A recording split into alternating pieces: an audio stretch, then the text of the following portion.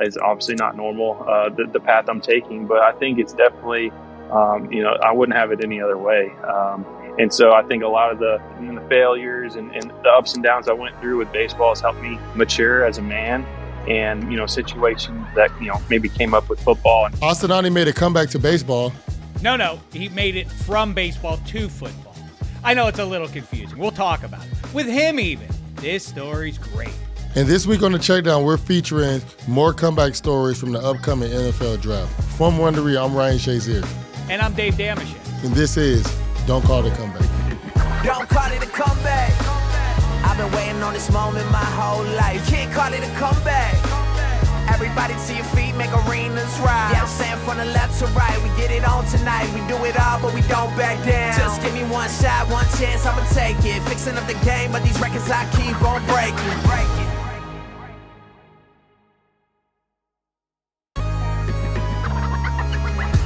Hey, Dave, let's get into this Austin Aune comeback. Hey, Shazier, your wish is my command. Let's start all the way back in 2012 when Austin was the district MVP at both QB and shortstop at Argyle High School in Texas. Some people call that showing off. Dave Damashek, the non-athlete, is one of them. Austin committed to TCU just 30 miles up the road from Argyle to play both sports, but he still declared for the MLB draft.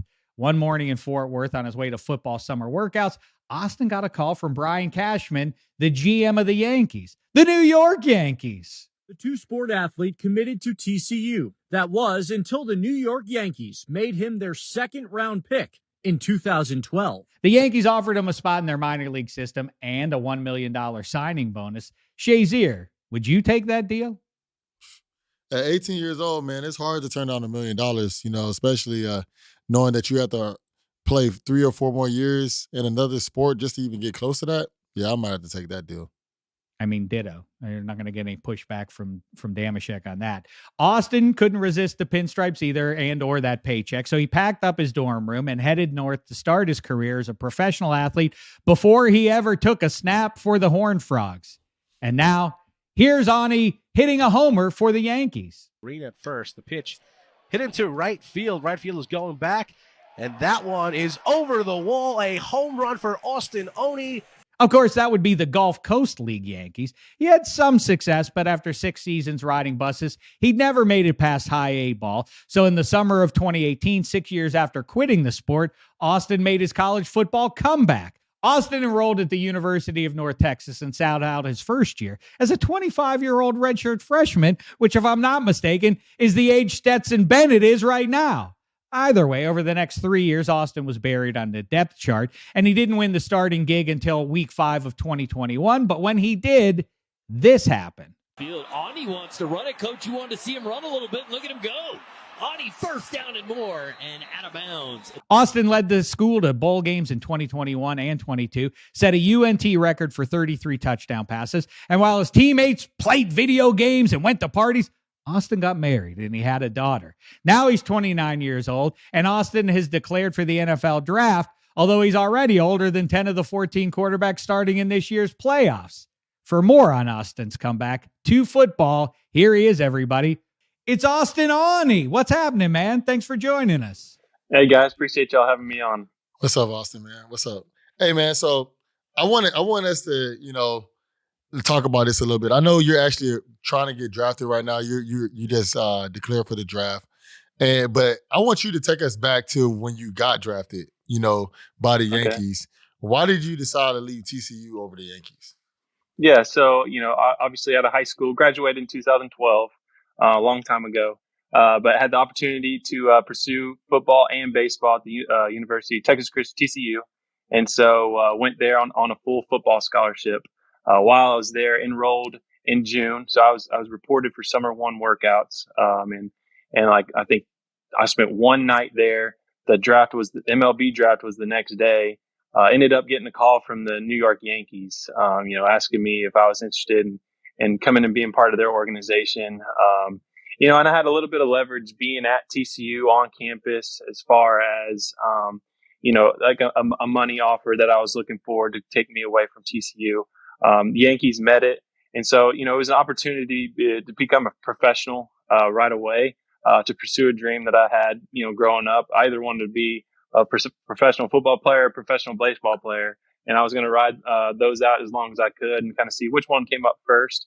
And baseball was, and playing for the New York Yankees was something that's special. 27-time world champion. The logo, the NY logo, is something that's recognized around the world. So you can't say no to that, especially as an 18-year-old. When they call and tell you, hey, let's come be a professional baseball player for us. So I took that and played 6 years with them. Yeah, so it's crazy to me because I always think about when you're in minor leagues. So minor leagues for football is college football. Yeah. In basketball they have the G League, but like, what was your experience like? Riding the buses and everything in the minor leagues. Man, it was tough. It's not a glamorous life. The bus rides can get long. I think my longest bus ride was 14 hours overnight. I think we've drove from like Georgia up to Maryland. I think if that's right. But, sometimes we'd have to bus this season. Like we bussed down to San Antonio from Denton. It was a 5-hour trip, and some guys were complaining. And I was like, man, this is a quick trip, man. Y'all don't know what a long bus ride is. So it was cool. Those were the tough experiences, but the cool experiences were, obviously getting to play baseball as a living. I got to meet some of the New York Yankees greats while I was playing. Derek Jeter was still there. He was rehabbing his ankle. So while I was at the Tampa facility, he came walking through. So I got to meet him. Got to play defense behind Mariano Rivera when he had a rehab stint down there. Alex Rodriguez had an injury stint down there, so I got to do batting practice one-on-one with him. And so, meeting some of the Yankees greats, back then, Aaron Judge wasn't who he was now, but I was his locker mate, 2, 3, 4 lockers down during spring training. So I got to know him a little bit, and so it's great to see what he's doing. But you meet some of the Yankees greats, you get to represent an organization like the Yankees and play baseball for a living. So there were some goods, but there's some bads, but there are also a lot of goods that come with that. Well, let's talk about the goods. Well, I guess you just went over a lot of the goods. Those are bucket list kind of stuff for anybody who's a baseball fan, let alone a baseball player. New York Yankees, the luster of that. And then there's the buses, which is probably a hard right turn away from the glitz and glamour. So at what point does it sort of get in your head? Is it a slow process of like, I don't know if this is going to work out? And at what point does it become, in this millennium, like maybe I could do football? Who's to say I can't go back in my mid-20s or whatever? How's that shake out for you? Yeah, obviously with coming out of high school and having the opportunity to pursue both, when I went with the Yankees, football was always kind of in the back of my mind. And it was definitely always in the back of my mind because during the off seasons, you just watch football the whole time and you'd still have the itch for it. And so, I think around probably year 3 or 4, it was like, hey man, this is getting tough. I'm really going to have to step it up with my play baseball wise, or, I could probably see it going pretty bad, but, ended up sticking out with it, for almost a full 6 seasons. I didn't make it to the end of the 6th season, but, ended up getting released. And then I knew as soon as I got released, I wanted to come back. There was no question. I wanted to come back and play college football and give that a run. So, as soon as I got done, I was in Daytona Beach, Florida when I got released with the Yankees. And on my way back, driving home, I'm calling as many college coaches as I could and saying, hey, I'm trying to get my name back on the recruiting map. Let me know what you think. I'm an older guy. I think I was 24 at the time. So just put my name back out there as much as I could on that trip back from Florida. Yeah, so I know that, you end up starting off at Arkansas. What made you end up leaving that school, and were there any other schools that you were also looking at? Because it's just even a blessing to get the opportunity to go play football again after you started something else. Yeah, no doubt. I was kind of in the talks with Coach Morris and their staff while they were at SMU. And so when they got the job at Arkansas, I went with them. And realized, after 8 years of not playing football, there's a lot of work I needed to do. And so, obviously being from Argyle, Texas, Denton, Texas, where University of North Texas is, I felt like I had the resources outside of the facility, with quarterback coaches, workout guys that I used that, I needed to go full dive in, full strength into to becoming a quarterback. So, I felt like I had the best the best opportunity would be to come back home, get with those guys, and really kind of start dialing in on what needed to be done. And it took me 3 or 4 years to get back to be the full-time starter at University of North Texas. So I knew I had a lot of work to come back. And so being at the University of North Texas, being close to home, where I had a lot of good support around me, was my best bet. That was going to be my next question. Why North Texas? You just answered, because it's comfy. The environs at home after years on the road, riding around on dirty old buses. I'm sure it did feel nice and cozy to do that. You know what, Shazier? North Texas, the Mean Green. You know why the Mean Green? Mean Joe Green was a star there. That I think is true, or maybe that's myth. Either way, I'm fascinated by the, because you always hear about, like, you can't take a year off of football and ever expect to get back to where you once were. You mentioned it there. How different was it? What did you find you couldn't do as well as you were doing when you were 18? And is there anything you do better now than you did when you were 18? I think, when I came back, the speed of the game was probably the biggest thing for me. Obviously, going from a 3A high school football, then taking, 6 years off, then coming back to Division I football. That was the biggest thing for me, is the speed of the game, kind of getting to know, learning all the college offenses and stuff like that. And so, I think one of the big things I wanted to work on too was my biomechanics of throwing. And, being an outfielder, I was very, over the top, throwing like this. And I wanted to kind of level back my throwing motion. So that takes a lot of work, a lot of time, a lot of reps. And so that was one of the big things that I need to get fixed, try to be more consistent and throwing the ball and having accuracy. So when I stepped on the field, I know what was going on, and I can, throw the ball where I wanted to. So I was actually pretty close with Ben Roethlisberger, who's on my, for the Pittsburgh Steelers. Name drop. Obviously I played with him, and I wanted to I talked to him a few times about just being able to relate with guys in the locker room, because I was like, man, Ben, with you being older, how do you have to relate? How do you relate with guys? Because he said he's seen a lot of guys leave when he was playing. So you were 29 throwing to guys that were 10 years younger than you. Yeah. Like, did you have trouble fitting in, or getting close to the guys? No, I didn't. I don't think so. When I first stepped in the locker room at North Texas, the way the guys treated me, put me under their wing and kind of like welcomed me was second to none. I really appreciated those guys. I made some of my best friends there, and being in the program for 4 years, I try to be a leader on the field, off the field. As when you're a mature guy, kind of an older guy, guys kind of gravitate towards you.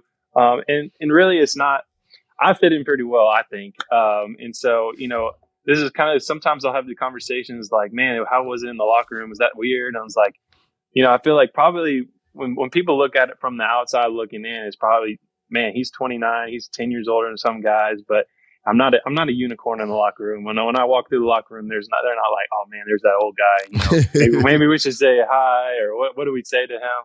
Like, nah, dude, I'm talking mess with them, making fun of them. I fit right in with them. They keep me young. They keep me up with the new lingo on how these kids are talking now. So no, I fit in great in the locker room, and that's probably one of the things I miss the most right now. Is not being in that locker room, that I've been in the last 4 years with some of the guys. Now I'm here with, some new guys, so I'm making new friends. But the locker room was definitely one of the best parts of college football for sure. Don't call it a comeback.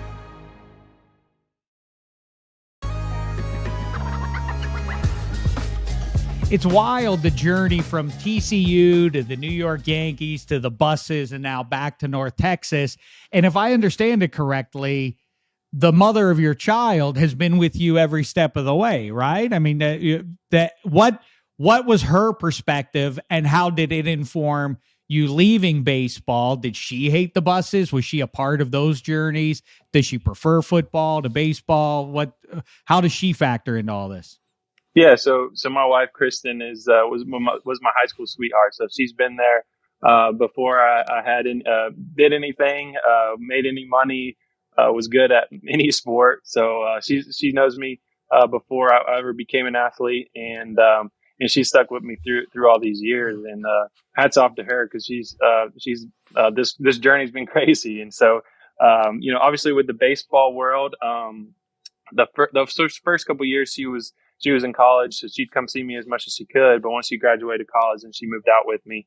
And I feel like just kind of as she was getting to understand all the baseball, the positions, how it goes, then I get released, and now I'm going to play football. So she's got to learn a whole new sport, and so she's learning slowly. Obviously, with a kid now, our daughter who just turned 1 year old this last Friday. So we've got some new responsibilities, but no, she's been with me every step of the way. She's been such a great support system for me, and so she's great. Someone that I love to have by my side through this whole journey, and with our daughter as well. So now I have a new purpose, for why I play. So it's really cool. That transition of my why has definitely changed from being an 18-year-old kid now to a 29-year-old man, trying to support a family.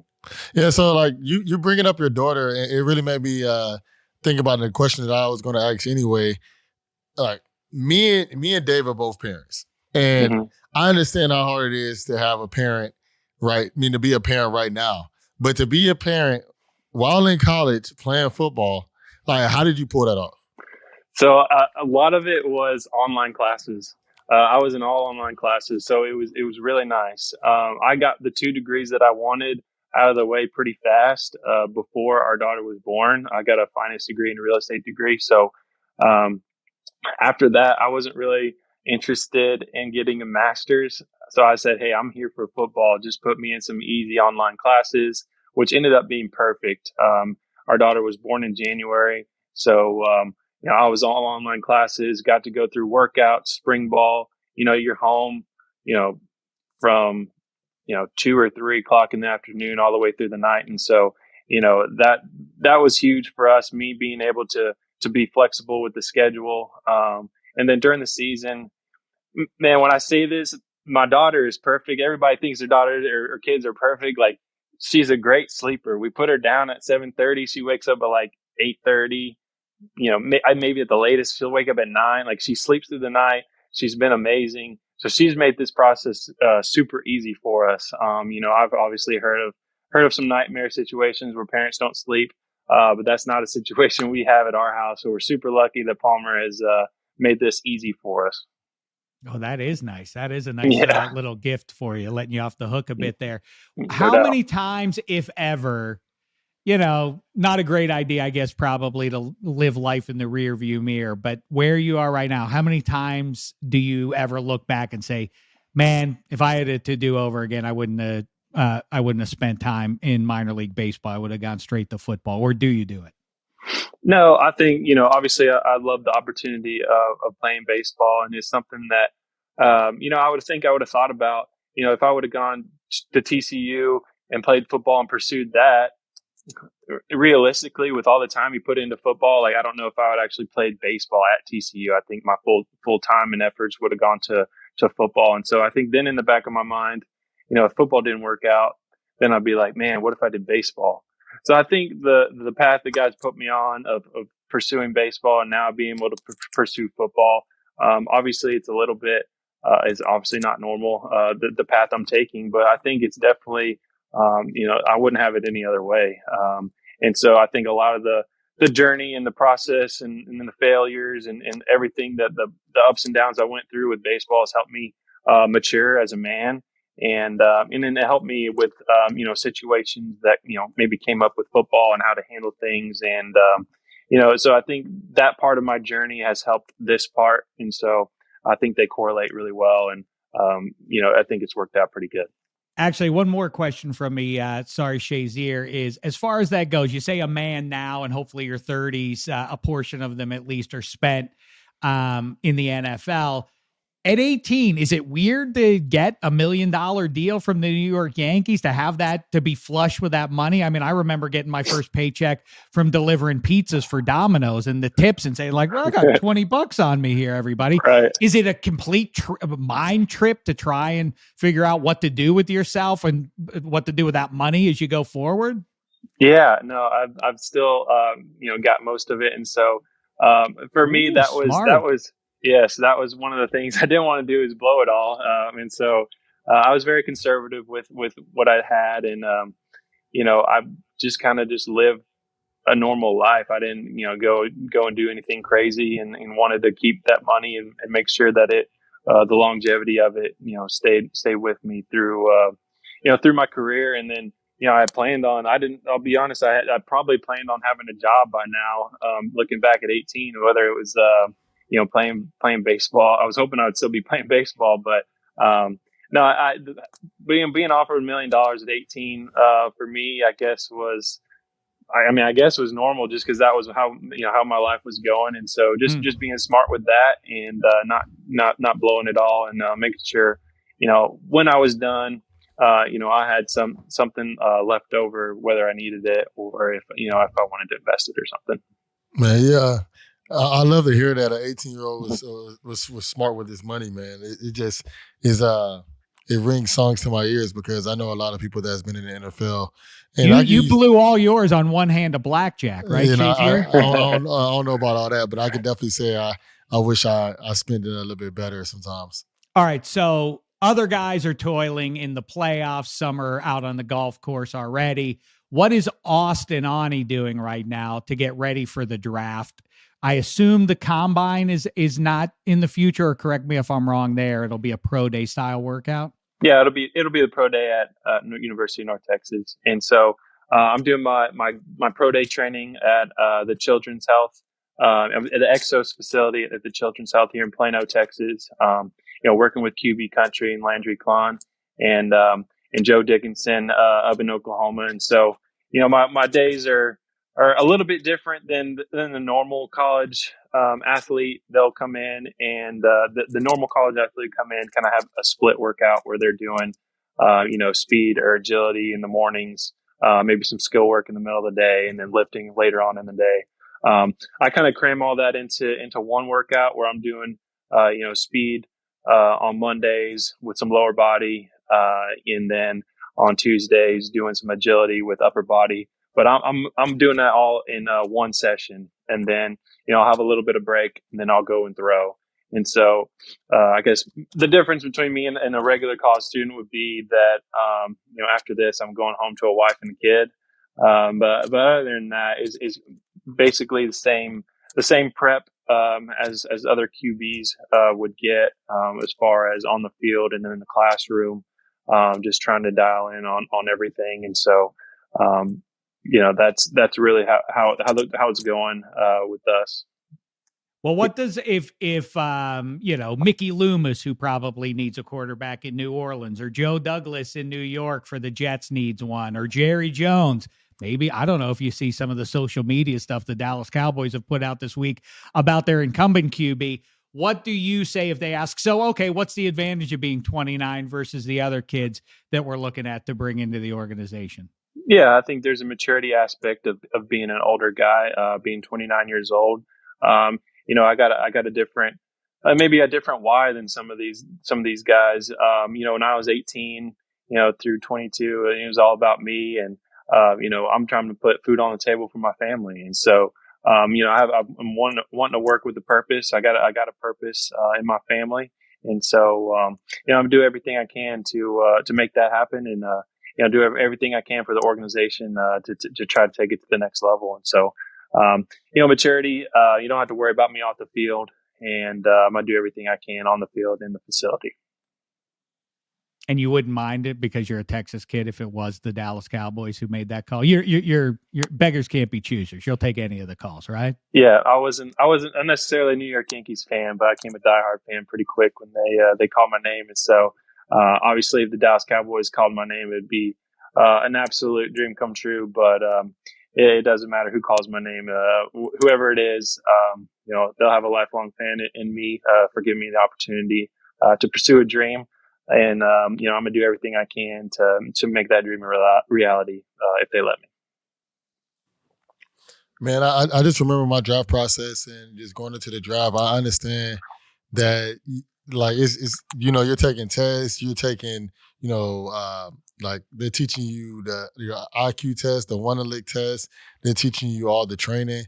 And, one thing I have to say is Austin, he might not be letting you know this day, but that's a lot of work, and he's cramming all that into one session. So that's a little bit tougher than what most guys are doing. So I just love to hear what you're doing, Austin, because I think with the level of maturity we had on this conversation, and just with the playing in the minor leagues and then having years under your belt at quarterback, I just feel like your level of maturity is going to be far more than the next guy, and I think that should definitely give you an edge and help you out when it comes to teams deciding on who they should draft. I appreciate that.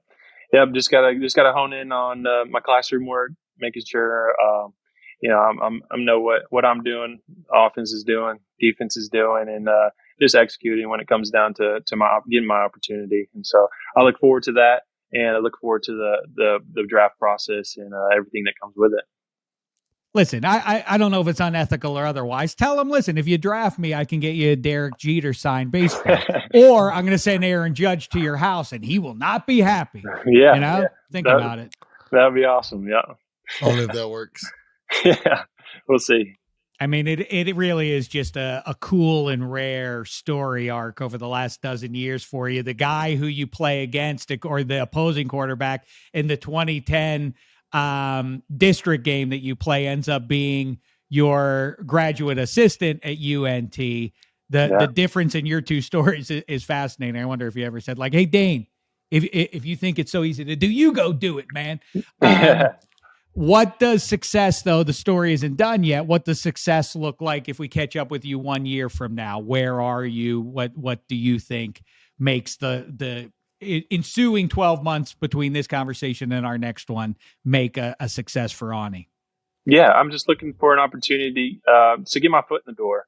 Obviously, I'm an older guy, so I feel like they're gonna see my maturity. I still got some athletic ability in me at 30 years old. I think that's something that they'll like. I feel like if I get the foot in the door, I can turn some heads. And so in a year from now, I hope y'all call me back and saying, and I'm on a team, on a roster, I'm working my way up, whether it's on practice squad, second backup, or ended up like Brock Purdy and starting in the C championship game. You never know. It only takes one person to like you. And so I'm just going to put my head down, work hard as I can, in the weight room, on the field, throwing, and in the classroom. And so when that opportunity comes up, take advantage of the opportunity and put it in God's hands, and whatever happens. And I'm super excited for what's to come, and I can't wait for this next journey. Man, it's super cool. Brock Purdy, probably. That's why Cinderella stories are great, because they give other people something to aspire to. Same goes for you, this untraditional arc that your career has taken. And if football doesn't work out, hockey, or maybe that professional slap fight league, one of those. Who knows? Maybe golf. Okay. All right. Yeah.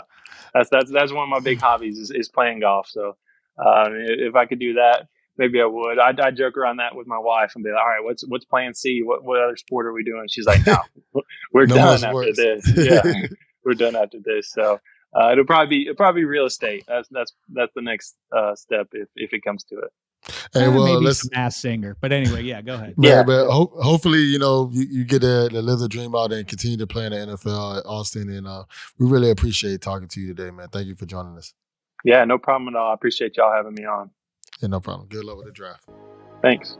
Thanks again to Austin for joining us today. Austin, best of luck with the draft. Coming up here, we've got a special edition of the Check Down featuring stories from the upcoming NFL draft. Don't call it a comeback.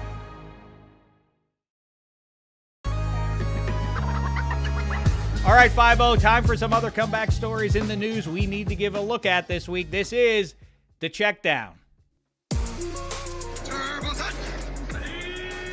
Ohio State QB CJ Stroud's father was in prison when CJ was only 13, leaving CJ's mom, Kim, to raise 4 kids on her own. Now CJ could be the first overall pick in the draft. Shazier, what do NFL teams think of players who fought through situations like CJ's and came out on top? So, there's always 2 ways to look at this. Like Deion Sanders recently said that he likes to have quarterbacks that come from 2-parent households because just of the way that they look at the game and just look at situations and how disciplined they normally are. But just spending time with CJ, spending time watching him play, I feel that he has that. It's just unfortunately his father was in prison. But I think a lot of teams, it's just depending on what you're looking at. Sometimes when you're looking for a guy that's going through a lot of adversity, you can look at their life and you understand when it's a tough time in the game that they're able to deal with it. But even some of the toughest guys in the world, when it comes to adversity, when it comes to football, they just don't. They can still fold. So I think CJ going through all that, understanding the pressure that he has to make sure he can help his other 3 siblings, his mother, his father, it always adds weight to making you want to be a better player. But at the end of the day, I think teams look at that guy, look at both situations, understanding that one might have a little bit more baggage than the other. But at the end of the day, it's what you see in that guy. If guys spend time with CJ and think that CJ is a good guy, it doesn't matter what happened with his father. But if you spend time with CJ and you think he's a terrible guy, then you might add, his father also was going through this, so that might be why. So I think it's more about the person than it is actually the situation that they grew up in. I don't get the vapors about a lot. I did think Deion Sanders' comment as a blanket statement was overly broad and a little bit weird. But to your point, yes, what doesn't kill you makes you stronger and all of that. And I think there are plenty of stories that are imperfect childhoods that yield strong adults. So yeah, that wouldn't necessarily be a big red X over a name because the guy came from a single parent home. Strange, I thought, as a matter of fact, from Deion Sanders. At the start of the draft process, some doubted whether Florida QB Anthony Richardson would go in the first round, but after a nearly flawless combine, he shot up to the 3rd best odds for the number 1 overall pick. We'll see how that shakes out. Could Anthony Richardson really be the first QB off the board, 5-0? The way the NFL works, you just never know who's going to be the first QB off the board because think about it. You remember how high Mitch Trubisky ended up sliding up the board. You see how other guys just slide up the board. Baker Mayfield slid up the board because that same year, Baker wasn't projected the first guy earlier in the year, and then he slid all the way up to the number 1 spot. And Kyler Murray was a good player, and he ended up sliding up the board. And it just a lot of guys slide up the board sometimes based off of their combine and just based off of how they talk with teams and spend time with teams. Blake Bortles was one of those guys in my draft, So it's just you just honestly you just never know because it's just based on what the team likes. Only one team needs to like you, and then if you're a quarterback, it just has to be the first one. So I think that he's more of a gamble out of Bryce Young and CJ Stroud. I think that Bryce Young and CJ Stroud, I think that consistently all season long, even before this year, both of them were the 1 and 2 draft. Everybody knew that those guys would be 1 and 2, and then, they talked about Will Levis a little bit here and there.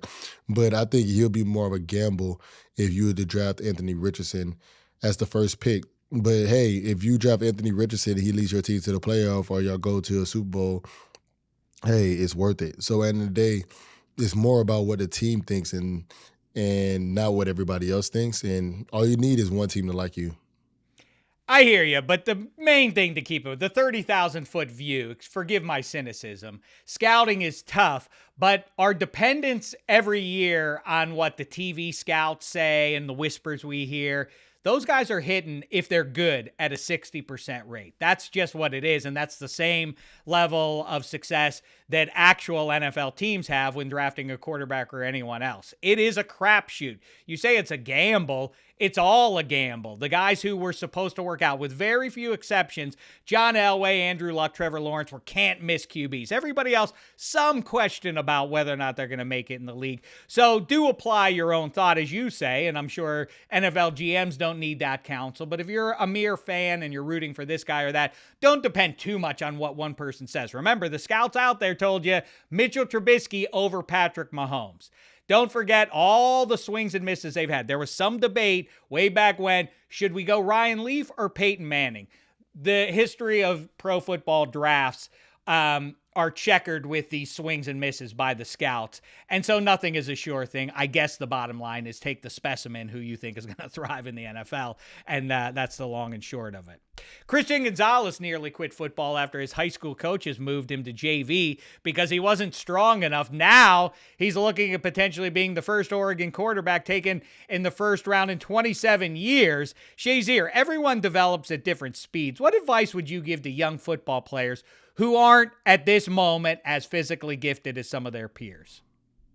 I know a lot of people get mad when things don't go their way. And I also was in JV when I was a freshman. My sophomore year, I ended up hurting my shoulder, and I had to go back down to JV. So I pretty much played JV my freshman and sophomore year. My third year, I ended up getting offers. And to me, I just tell people to be patient because you just never know. Think about it. Christian Gonzalez, he went to JV, and he ended up at Oregon. You don't just end up at Oregon. Oregon is a great football school. So I tell people you just have to be patient, and everybody develops at a different time. And at the end of the day, some people might look physically more gifted than you. Some people might be smarter than you. Some people might be tougher than you. But the one thing, you have to be willing to work harder than all these people. And if you're willing to work and be patient, most people, opportunity will come. You just have to be willing to put the work in and to be patient. You know, if you're 5'5" trying to be a quarterback in the NFL, I don't know if that's going to work. But if you're somebody that actually has the ability, the size, you just have to be a little bit patient, and then also just add technique and hard work. Technique and hard work will let you get a lot farther than height, weight, and speed. Well, I'm certainly not an inspirational tale for anyone on any level, but I will point out, to support your point there, things do pace out differently for different human beings. It took a long time for Geno Smith to arrive, and the three best quarterbacks of all time in the history of people are Joe Montana, Patrick Mahomes, and Tom Brady. Mahomes, a unique physical specimen, but the other two guys certainly were not that. It was the hard work that got them over the top and allowed them to not just keep up with, but ultimately exceed their peers who are more physically talented. So I say defer to Shazier. I just was sprinkling a little bit more on top of that. I'm no one to talk about, how to overcome the odds, because what have I overcome? Nothing. You know what? Next year's my year, Shazier. In the meantime, in the 2021 Rose Bowl, Jaxson Smith-Njigba reeled in 15 catches for 347 receiving yards and 3 touchdowns. Unfortunately, that's the last time we saw him fully healthy, as a hamstring injury limited him to just 3 games in 22. Shazier, can JSN come back from his injury to be the next superstar wide receiver from the Ohio State? I could definitely see JSN doing that. Jaxson is a phenomenal player. I really feel Jaxson, if he wasn't hurt, might have been the first receiver off the board. I think that Quentin Johnson might have won that award this year, but at the end of the day, like I said, you only need one team to like you. But I think Quentin Johnson won that award based off of just how well TCU did this year. But I think Jaxson can come into the NFL, be a superstar receiver. You've seen that he had the fastest short shuttle at the combine, and it showed you how quick he is in and out of his breaks. And that's all you need for receivers. So if you're able to get away from DBs and you're quick in and out of your breaks, I think that's going to allow Jaxson to be a phenomenal player in the NFL. And I won't be surprised if he's the next, Garrett Wilson or Chris Olave type of guy. Meantime, Penn State cornerback Joey Porter Jr. is the son of former Steelers linebacker Joey Porter. Shazier, what would you think of your beloved and my beloved Steelers using their first pick to bring the Porter bloodline back to Pittsburgh? A friend of mine said the other day, because I was like, hey, the Steelers, we have that 32nd pick. We might trade that for Jalen Ramsey. And then he said that we'll draft Joey Porter in the first round so that we'll have 2 lockdown corners. He said the Steelers might be in the Super Bowl if they're able to do that. And I was like, hey, man. Whoa. Your friend, or is this a friend who works in the Steelers scouting or personnel department? No, just a friend. It wasn't, this isn't I a was leak. hoping Jalen Ramsey to the Steelers. Let's do it. Yeah, no, this wasn't a leak or anything like that. This is just all speculation. But I know that Jalen Ramsey might be possibly on the move, and the Steelers are looking for corners. So I could definitely see Joey coming in, being a lockdown corner that we would love to see. His father brought so many wonderful memories to Pittsburgh, and I know the commentators would just love saying Joey Porter on the tackle, J.J. Porter on the tackle. We've seen this name make a lot of plays before, and in Pittsburgh, I can't wait until August come to September come, and if Joey Porter is on the sideline and making plays for us, I'll be one of the happiest guys because it was pretty cool. I used to go to his high school games when he was at North Allegheny, when he was at North Catholic, when he was at Penn State. I didn't really get to go to any games, but I used to spend a lot of time with his father, and me and his father are still good friends, even though he was my coach. And just watching him grow up, and now to see he's going to be a first-round corner, man, there's only so many guys that could be first-rounders, and that shows you the hard work that he put in. So I'm really happy, and it'll be cool to see him come back to Pittsburgh. Oh, listen, let me throw my fan level support behind this idea. This I love. I love Kenny Pickett being drafted by the Steelers spiritually. You have to take the shot that the Pitt kid might work out in black and gold. Meantime, you have Cam Hayward and Connor Hayward, his younger brother there now. You have Derek Watt and TJ Watt. If JJ wants to join the party, he's welcome to do that as well. And maybe we can get Tremaine Edmonds to move on down and join Terrell, who's also a free agent.